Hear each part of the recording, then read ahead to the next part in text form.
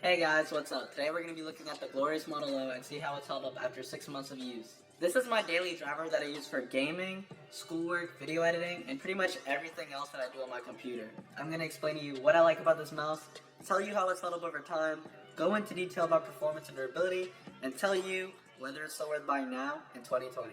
Let's get started. First, looking at some of the specs, this is an ultra lightweight ambi-shaped gaming mouse from Glorious PC Gaming Race. It has a honeycomb shell that helps it to achieve a weight of just 67 grams.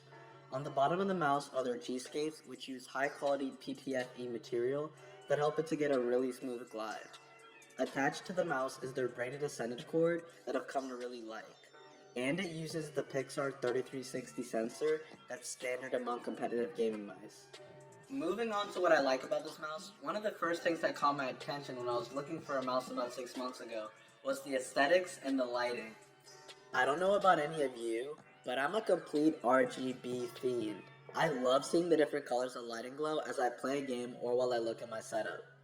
So the lighting and appearance of the mouse definitely played a factor in my purchase. If you haven't used any lightweight gaming mice, you'll also notice a difference immediately as this mouse is really effortless to move. Part of that is thanks to the G-skates on the bottom that help it to glide across your mouse pad. And I think they did a great job with the feeling of this mouse because when I'm in a gaming session, I forget that I'm using this mouse and I just focus on my aim, which I think can't be understated. The point of trying out and getting new gaming mice is to find what's comfortable for you, and this mouse, at least for me, has been very comfortable. However, I do highly recommend that with this mouse, you use a mouse bungee as the cord is 6.5 feet long. If you're not using a mouse bungee, you're definitely going to get a lot of cable drag and you're not going to get that almost wireless feeling. But trust me, when the cord is being held up and you have just enough wire on your mouse pad, it feels like nothing's there. Speaking of the cord, the Ascendant cord hasn't got kinked up or tangled once since I've used it. And I think after using it for hours a day, almost every day for the last 6 months, that speaks to the quality of the cord. Next, the honeycomb shell has been really solid, and I haven't had any damage or large amounts of dust collect inside of the mouse shell.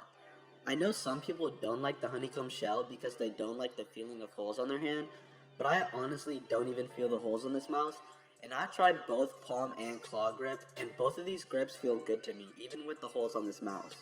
The Model O uses Omron mechanical switches. They're rated for 20 million clicks, so I don't think you'll need to worry about these failing on you.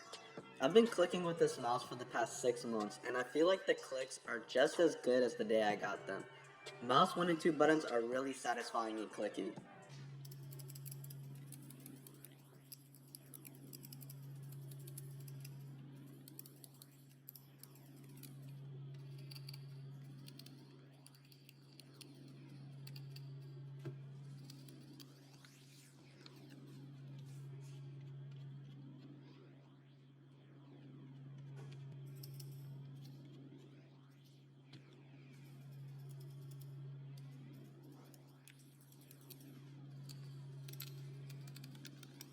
The side buttons are a bit more tactile. The front side button has almost no pre-travel or post-travel, and the back side button has a little bit more of both. You can press the button and activate the click, but if you apply more force, you can get it to go in even further on both side buttons. There hasn't been any damage, and I've been slamming these side buttons a lot while I play games.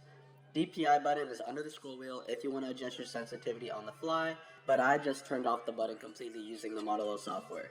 Now, the scroll wheel is textured with steps that are really defined and have spacing.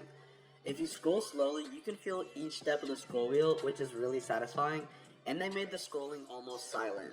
They also added RGB strips to the scroll wheel so you can easily see each step as you scroll. I'm not going to deep dive into the software, but while I did use it, it was very intuitive and I didn't encounter any bugs. They give you plenty of customization options and multiple profiles for lighting and performance. You can adjust just about anything you want in there, and they made it all easy to use. Shifting over to the branding on this mouse, I like the Glorious branding, and I think they did just enough on the mouse with the Glorious beard on the left side of the mouse and the words Glorious on the right side of the mouse. From a top-down view, you can't see any branding, so I think it's just the right amount. Now, this isn't a dislike because when it comes to quality at this price point, there really isn't a lot to dislike about the quality. But I would make sure that you like the shape of the mouse and also check your hand size. There's no mouse buttons on the right side of the mouse, so lefties are going to be left out on this one. The mouse 1 and 2 buttons are flared out and take into consideration the length and the width of the mouse. They now offer a model of minus for people with smaller hand sizes, so check out the measurements on their website to see which one you think would be better for you. I really had to reach to find a negative, and I can only speak for the glossy version, and it's that it picks up crumbs and easily gets dirt on the sides of the mouse. But this can be easily fixed by cleaning it. I just use water and a paper towel. Keep in mind, if you don't eat at your desk when you use this mouse, then you really won't have this problem, but I'd imagine most people have eaten when being on their computer. Going into performance, I haven't had any issues with spin out, mouse acceleration, or double clicking.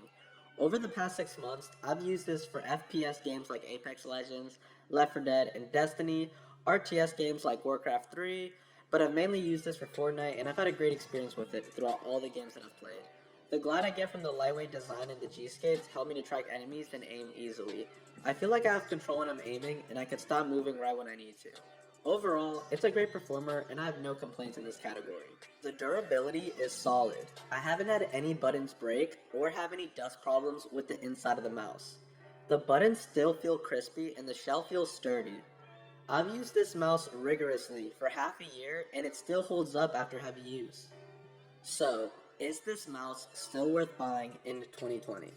I'd say absolutely. If you're looking for a lightweight gaming mouse that's going to perform great while also looking good at an affordable price point. Part of what made this product a hit was its $50 price point, and they've kept it that way since the product launched. If you're a fan of the aesthetics of this mouse, but you're not really a fan of the shape, Glorious also offers a Model D that's an ergo-shaped mouse that might be more to your liking. If you're someone with smaller hands, maybe look at the Model of Minus or even the Razer Viper Mini. There's a lot of rising competition now for lightweight gaming mice, but not many mice offer this level of performance at this price point. That's gonna wrap up the review. If you enjoyed the video, give it a like. If you're not subscribed, hit the sub button, and let me know what you want to see next down in the comments. And I'll see you in the next one.